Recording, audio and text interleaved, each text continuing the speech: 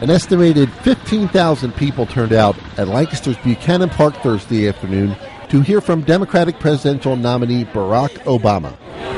I'm really impressed. I think he gives a very optimistic message and something we can actually believe in. I'm here because I believe and I want to support. It's an exciting event, and I want to see the future president of the United States up close and in person. Something needs to change, and I believe that Barack Obama and Biden will make this happen. Lancaster, PA, give me a hand in welcoming the next president of the United States of America, Barack Obama.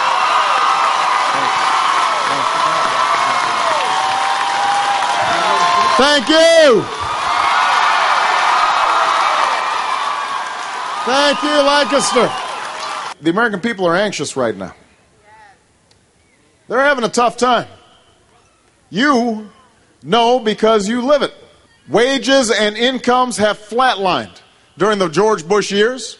In fact, they've done worse than that. The average family income has gone down $2,000 since George Bush took office. When Bill Clinton was in office, they went up $7,500.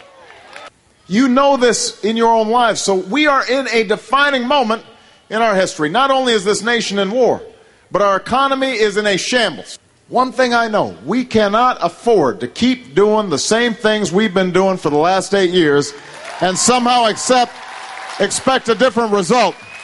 We can't afford it. Future generations can't afford it. And that's why I'm running for president of the United States of America to change it. If you caught any of the performances in St. Paul last night, they seemed to have a lot of fun with themselves. They were enjoying themselves. They spent a lot of time talking about me and weren't quite as accurate in their portrayals of me. So they talked about John McCain. They talked about me a lot. You know what they didn't talk about? They didn't talk about you. Well, what's their plan for health care? And the fact that you've got 47 million people without health insurance, and if you've got health insurance, you're seeing your co-payments and deductibles and premiums going up, and businesses are suffering because they are trying to keep up with rising costs of health care. Was there a single sentence that would have described how they are going to fix this basic problem in our economy and basic problem for ordinary families all across America? You did not hear a thing. I don't think that John McCain is a bad man. I just don't think he gets it. And I don't think the Republican Party gets it. You know, the Republicans had to drop one night from their schedule. They picked the one that was supposed to be about prosperity. Now we know why. John McCain is looking backwards, and he has adopted the exact same policies that George Bush has adopted. He is not offering you something new. He's not offering you something different. But the Democrats are. Barack Obama and Joe Biden are offering you a change. And that's what America needs. And that's what Pennsylvania is going to be looking for. And when we bring that change, that means that we can stop talking about changing our health care system and finally do something about it. If you've got health insurance, we're going to work with your employers to lower your premiums by up to $2,500 by emphasizing prevention and using information technologies. And if you don't have health insurance, you can buy the same health insurance that I get as a member of Congress. And if you can't afford it, we will subsidize you. And we will not wait 20 years from now to do it or 10 years from now to do it. We're going to do it by the end of my first term as president of the United States of America. John McCain and I actually agree on something. He said the other day, the reason we don't have a decent energy policy for 30 years, we have been talking about this stuff in Washington, back and forth, but nothing ever gets done.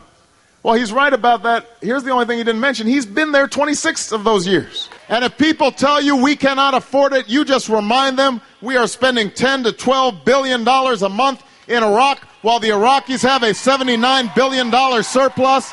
And that will come to an end when I'm president, because I am going to bring this war to a close. And we are going to go after al-Qaeda in Afghanistan, what we should have been doing in the first place. The Republicans really had fun talking about the work I did after college. I don't know if they understand what it means for a young person at the age of 22 or 23 to pass up more lucrative options and work with people who are having a tough time, and seeing that when people work together, We can do amazing things, rebuilding communities and setting up job training centers and setting up after-school programs for kids. And maybe that's not really interesting work for Rudy Giuliani, but for the people on the ground who are seeing a difference in their lives, that's important stuff. I believe that change can happen because I have seen it, and I have lived it, and I have seen it in this campaign. What those folks in St. Paul, Minneapolis don't understand is this election's never been about me.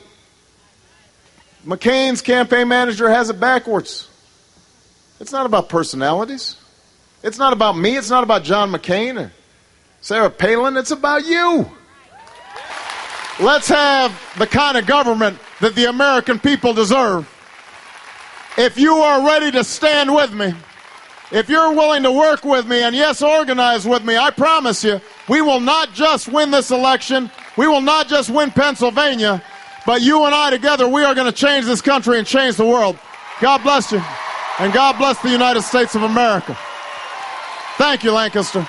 Thank you.